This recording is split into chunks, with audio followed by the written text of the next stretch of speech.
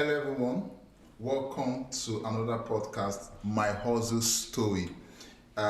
This is more than a podcast. We'll be discussing today everyday stories of someone special from our side. We're going to be discussing how God has helped the person. My name is Ike and we have a very special guest today. But a little bit of context around what we'll be doing today. We'll be discussing with my guest. He's going to introduce himself very soon. More importantly, we're going to be talking about a real story, the real journey, the real lessons. But also, we'll be discussing how God helped him navigate that journey. How God helped him. There's a point at one's life where there's a fix. How God brought him out. So beyond just enjoying the feel of the story, enjoying the moment, it's very important that we also know how God helped him also. So I'm joined here by my guest, David Shotombo.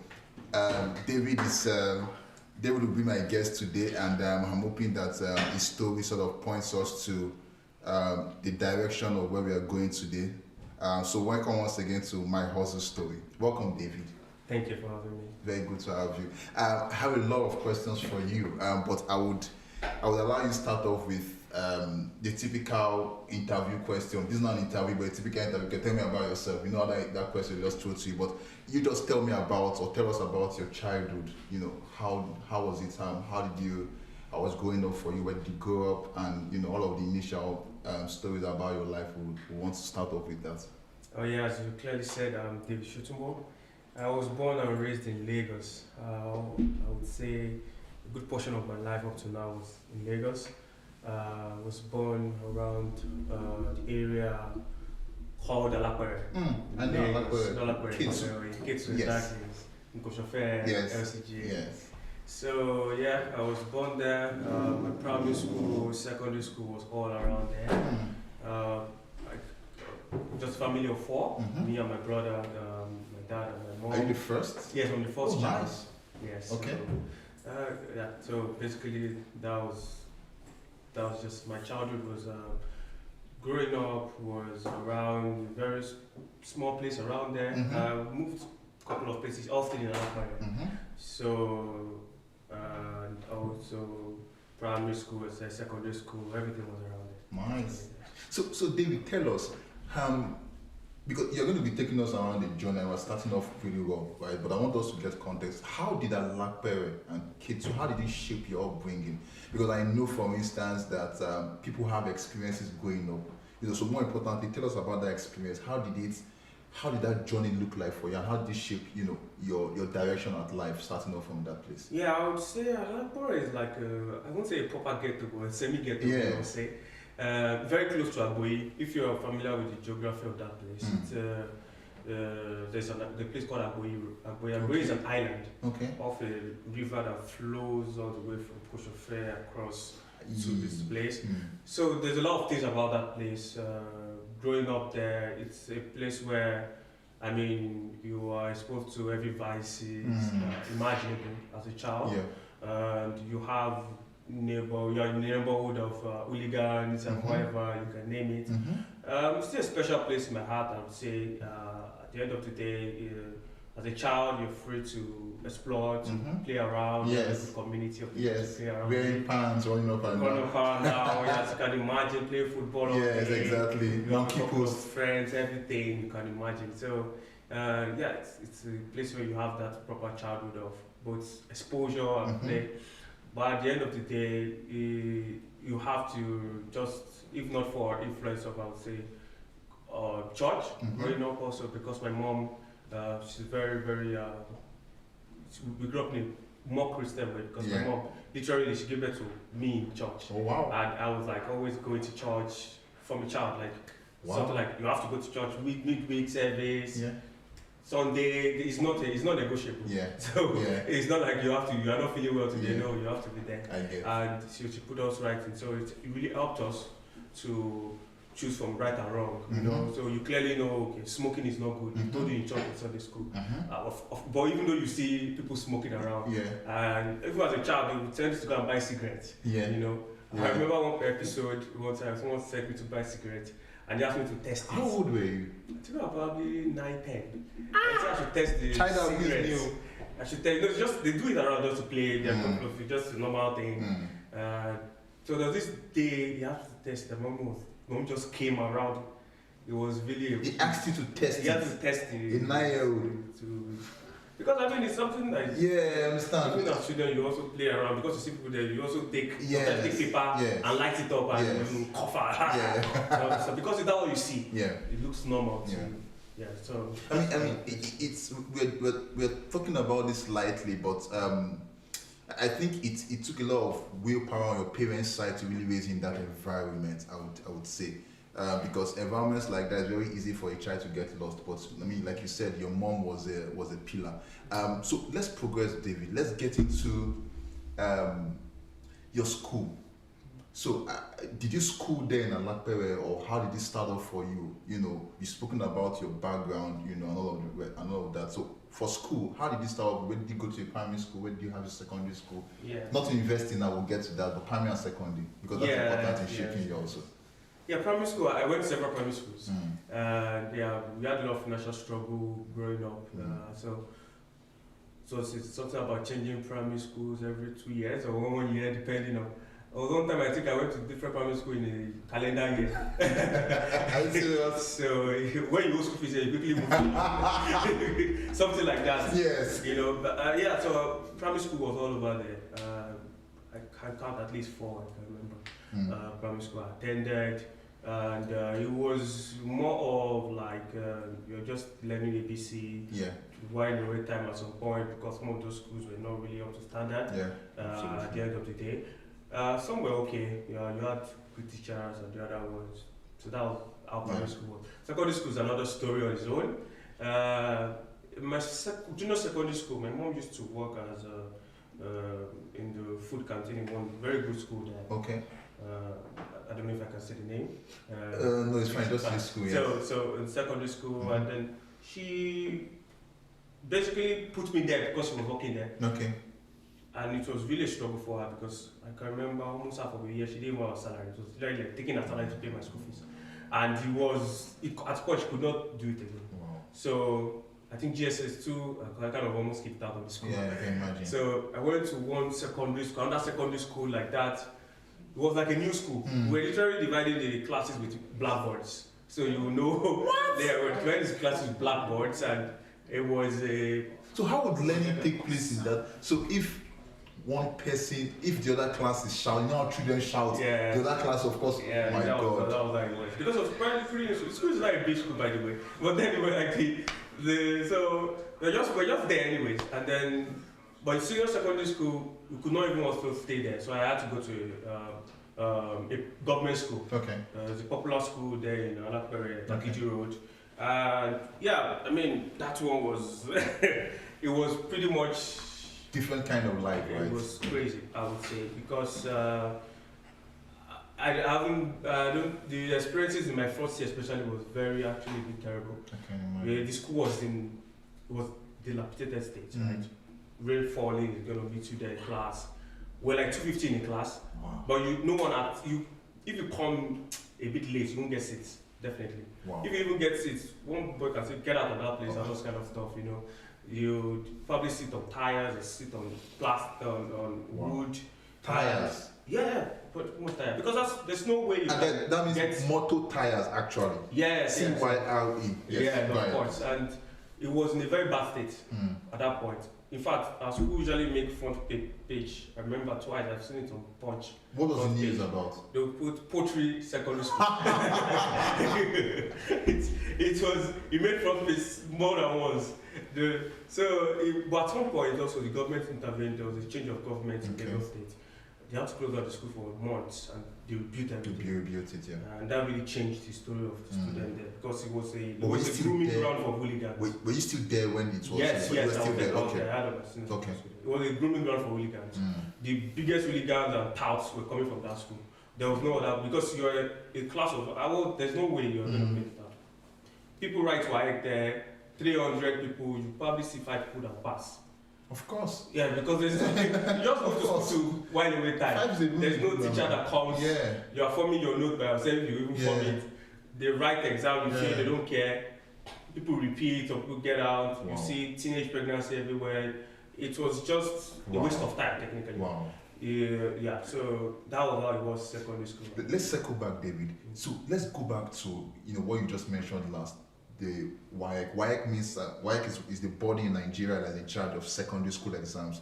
The name of the exam is West Africa Senior School Certificate Examination. So WAEC is the body. WAEC means West Africa Examination Council. So just to clarify that. Now let's go back to that exam. With that sort of environment you just described, that sort of experience and reality, how did you manage to read for your exams, and did you pass WAEC? Let me not preempt you. Oh, yes, I passed WAEC. Wow, you're actually 95. I wrote my first WAEC in SS2, which I even passed. Oh wow! Before SS3, and I would contribute that to first. I would say I had a little background in my first secondary school. Okay. My first, he actually introduced me to what quality education should look like. Okay. Right? And I would also say the help of God and a lot of mentoring also from places like church and the rest the rest of it. So it really helped me. I started doing some little work of teaching around when I was in GS3, where I would teach people in primary school. I was really like teaching. Most of them was always teaching people, and they give you some money. Yeah. So when they get those money, most of it I was just to buy books. So I buy books and read for myself. I remember from SS1, you have in Nigeria, you have the syllabus of WAEC. They have the WAEC syllabus. That's correct. So I got it myself, and I just started preparing in my mind. Because I know, okay, this is what we're going to be tested on. Wow. Just started reading on my own and everything right from SS1. Because I mean, there was no when you go to school, you're not learning technically. You're just there. Yeah. So you have enough time to learn. Yeah. So and after the relocation of our school, we had a library, which was like my second home in the school. So in fact, I was just giving the library key at some point. Because you always come the librarian said I knew better, I knew the library better than me. She would give me the library key. I was trying to hold there most of the time, so just on my own reading. And later on, I had a couple of from church school fellowship also. We used to read together. We would come on Saturday, read together.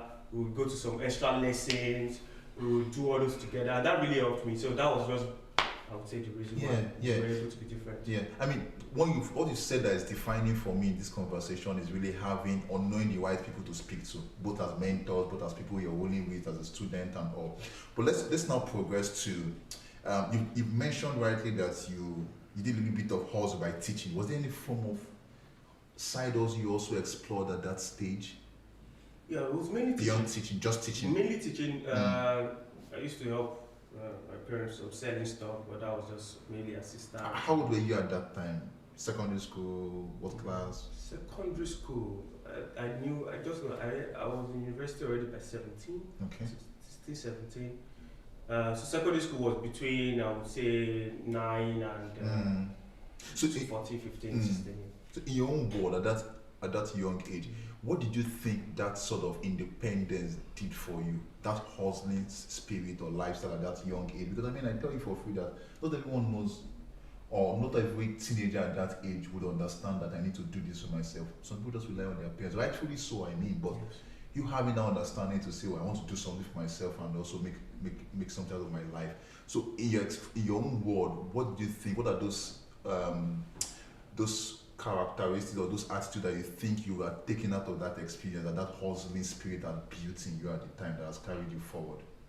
Yeah, I would say reality is the best teacher, because I mean, you see it, you see where you are, you see, you grow up in a place where your dinner is not guaranteed. Exactly. And exactly. you know that anything can happen, and at the point you just have to, and you know you can do something, maybe a little, no matter what it is. And I also like books, so I'm like, I need to buy books, I can't keep asking my mom or dad. Yeah. So and people, can you teach my child?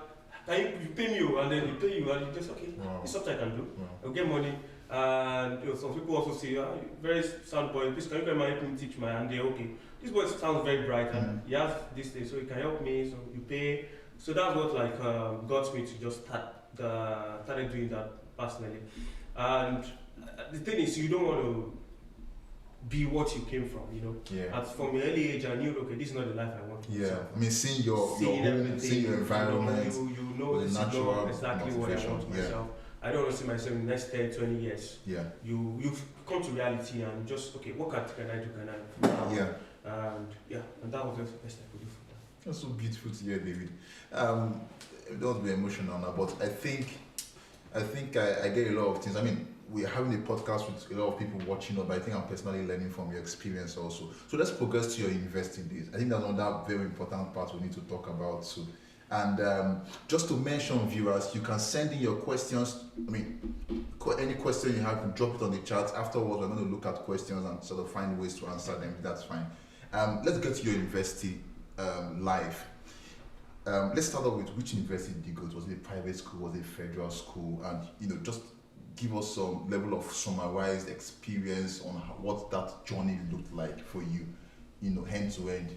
So let's zoom into your university days. What kind of school did you go to? Oh yeah, I went to University of Lagos. Oh, nice. So all my life was in Lagos. Primary, secondary, university. Yeah.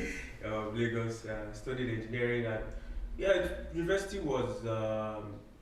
I would say it was a new world for me. Yes. It was the first time I was fully out of the home, and it was. Were you on campus? Yeah, I was campus. Oh, nice. I was on campus all through. Yes. Oh. You were in which of the hostels? I know there's more than me. There is the hostel part is another story because I had hostel for just 1 year throughout my university days.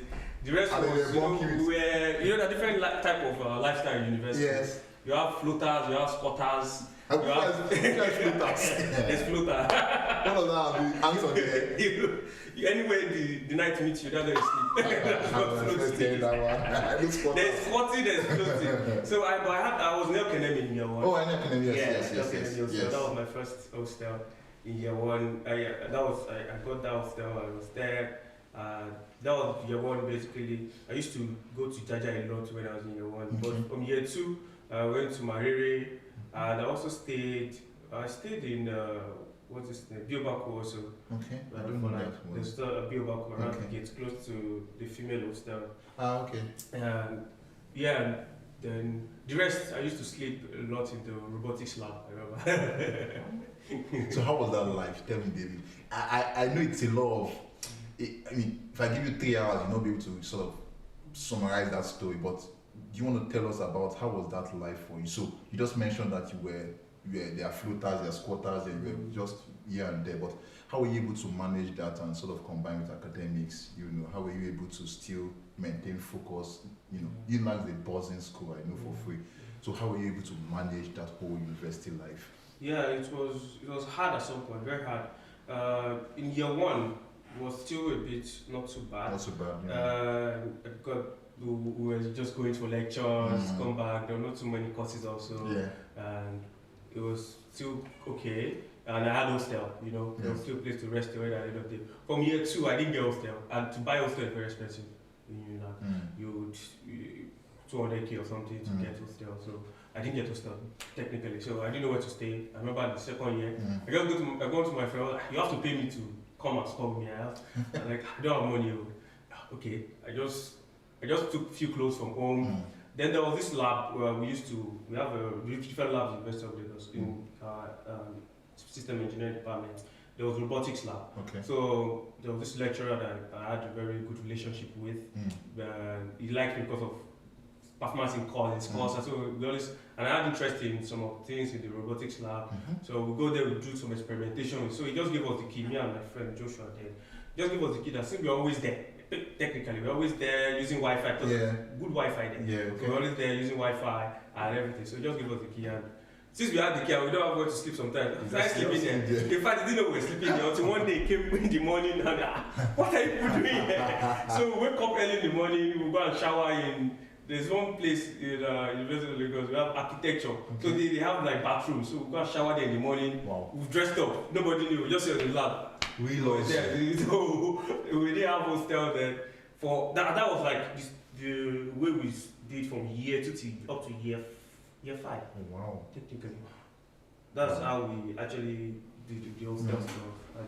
But it was really a struggle from year 2. I started working again. I had to start working a little.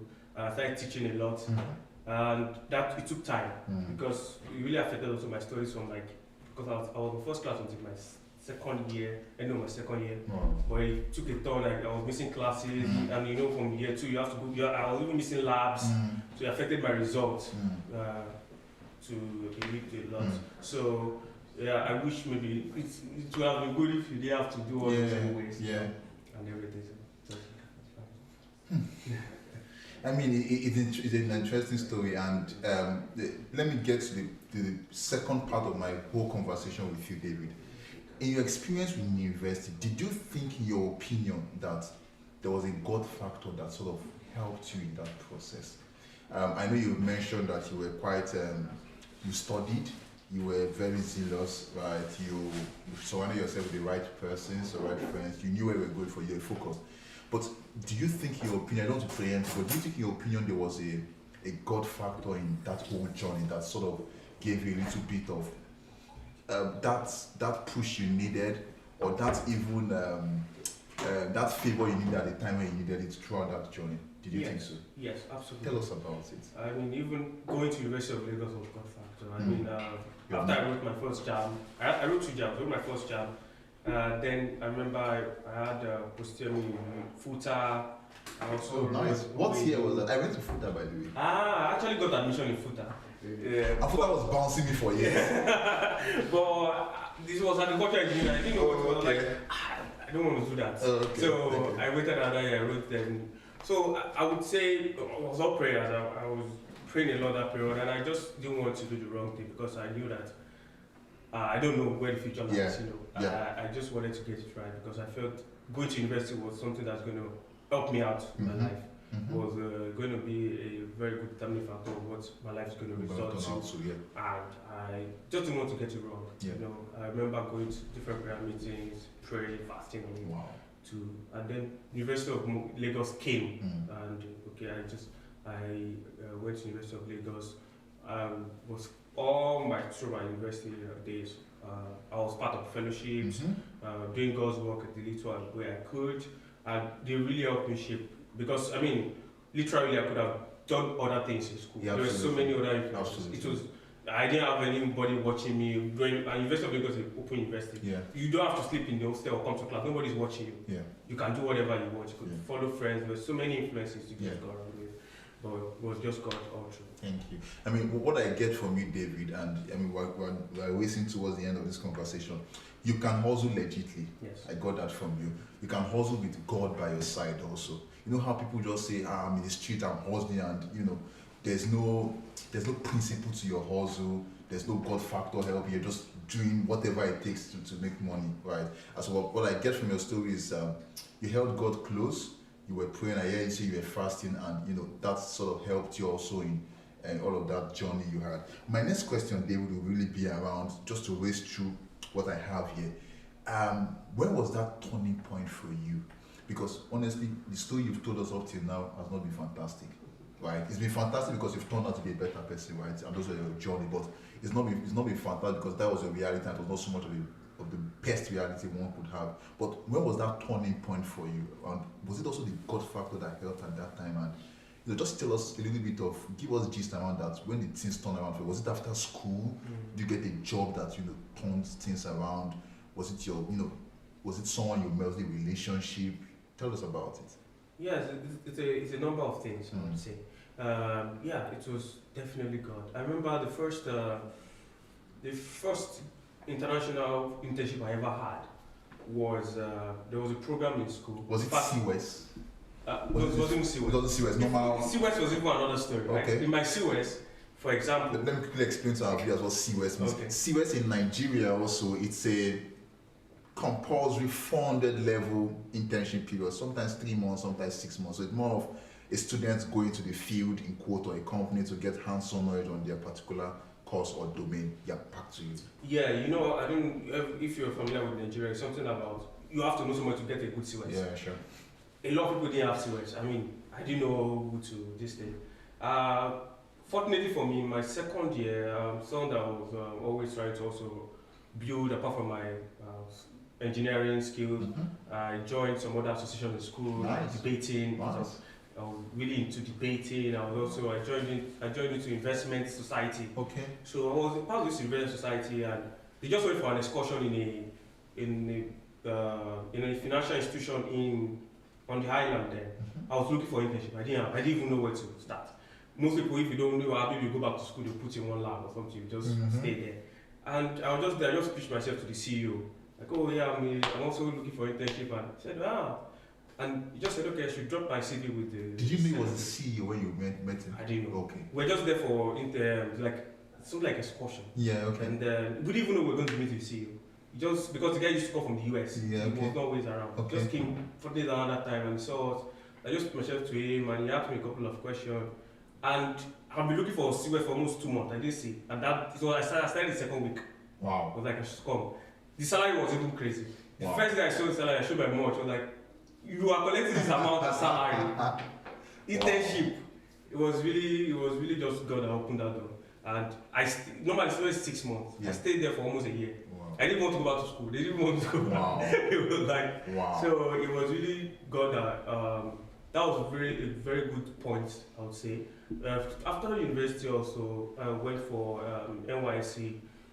So in Abuja. Abuja, okay, I was going to ask. It was even Abuja was very, I would say, all God's work because I didn't, normally people go to Abuja, you pay for it. Or Yes, I know people pay for it. I didn't pay for anything. Wow. I just went, logged in that morning at Abuja. And when I got to Abuja, I didn't know anybody. In fact, all I had with me was just 10,000 naira. And I stayed in Abuja for 1.5 years. I didn't pay rent. It was just God all through. Yeah.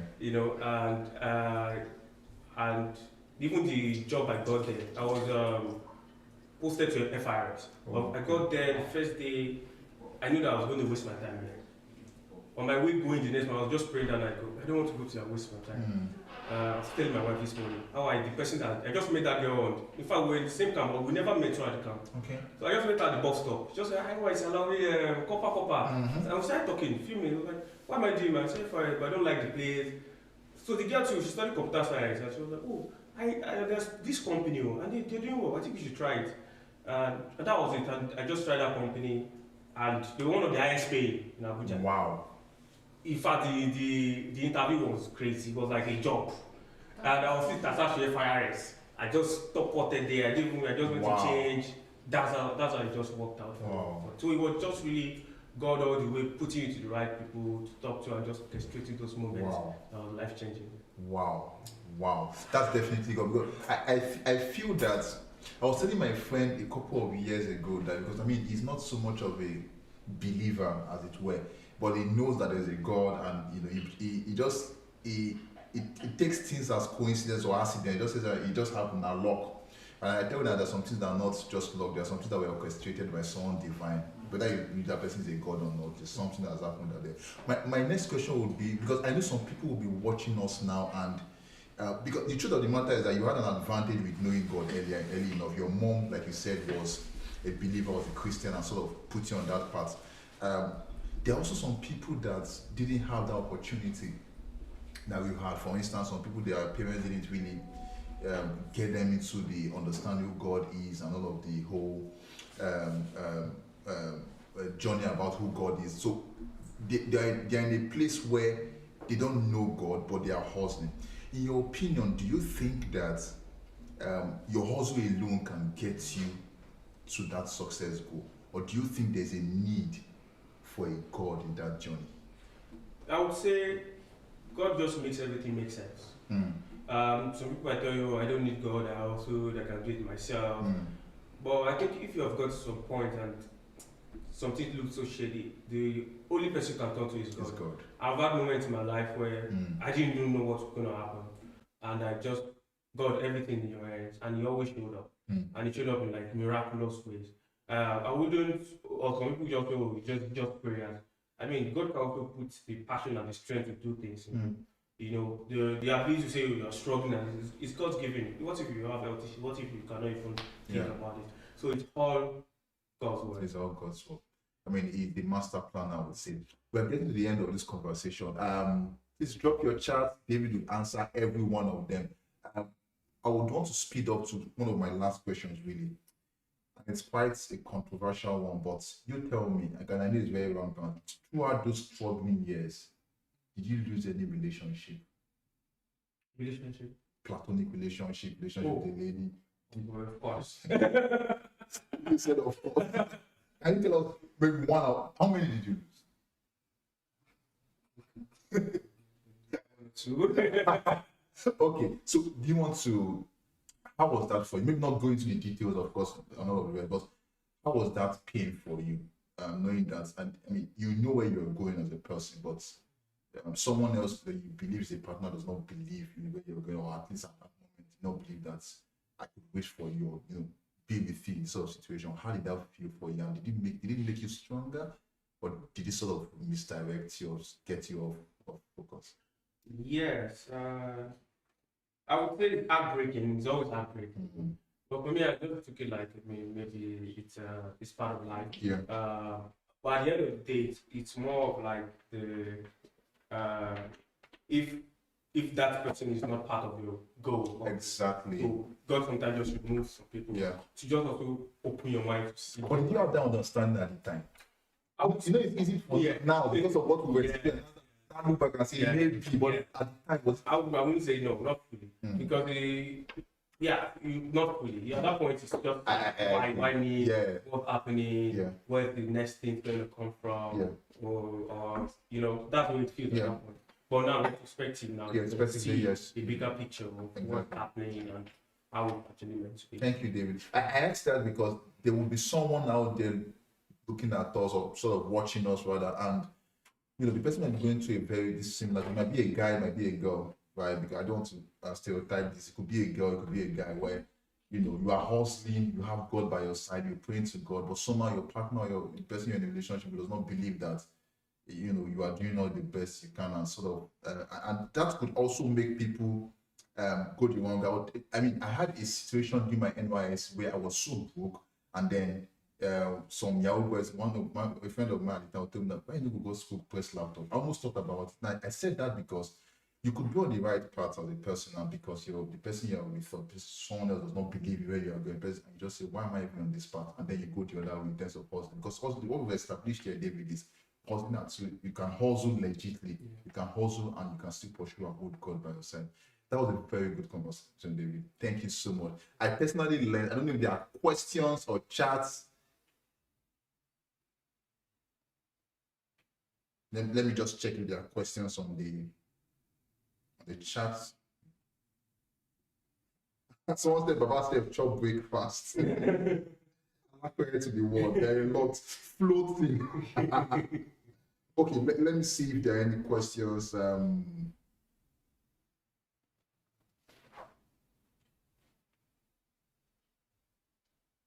Someone actually said you do not look like what you've been through. Okay. I think there are a couple of questions. I will just allow. We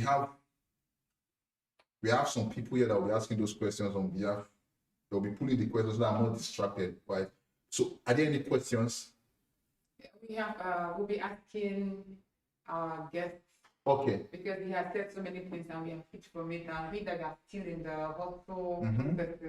So we want to also, for me, I want to ask a question. Okay.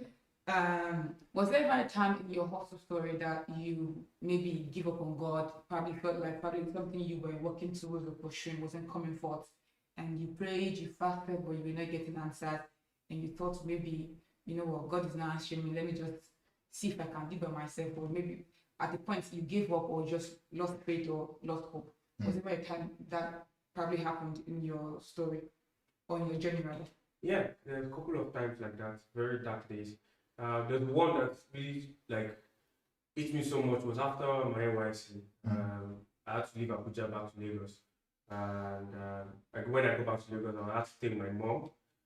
I have not stayed with my parents' house since like all my years of. In fact, during university days, I just come home on Christmas Day and leave the next day. So I got back there. I was looking for a job in Lagos. I didn't get a job for almost 6 to 8 months. It was really hard for me, and there was thankfully one time I got a teaching job online where I taught some people in the US, and it was giving me some money, but I didn't have a good job, and I prayed a lot those days. I fasted, and just felt like what's happening. I know God. I mean, I've told you a lot of stories where God has shown up in my life. Like, what's happening at this point? it was really hard for me. I was just there. My mom then, my parents were in Ikorodu, so it was in Ikorodu. It was a bad environment to be. I was just there at home, and I just finished university and engineering degree, nothing. So those days were really dark for me, and I will tell you it was. I mean, God showed up again at the end of the day, but those days were really, really challenging. And there's so many thoughts that came to us. You know, people will tell you, you know how to code now. If you feel wrong, one or two things. I remember one guy called me then. It was like, there's this stuff, we can hack this bank, 100 million out, this and that, and everything. I mean, 2 days I was thinking about it because it wasn't something hard I could do. Just a matter of simple social engineering. Could do some send some email, get something. Like, no, this is not. When I have this money, I thought about when I have this money, if I get this money, what am I going to do with it? Will I be happy, the source and everything? And you know, just let it go and keep on looking for the best. Okay. I have just one more question for you. During your dark time, was there like a Bible verse, a particular song? I mean, everybody used to have something that they used to hold on to. Yeah. Was there a prophecy? Was there something that like you just kept going back to over and over and over and over again? Or was there a slogan? Yes. It doesn't need to be too spiritual. Yeah, of course, yes. Was there something that kept anchored? That was your anchor. Every time you see like you were like, you know, fidgeting or you're straying off course, that stuff always bring you back. It could be a person, it could be a word, but was there something that always kept pulling you back on track? Yeah, I would say I only just remember that Bible says be anxious for nothing. With prayers and supplication, let your request be made known to God.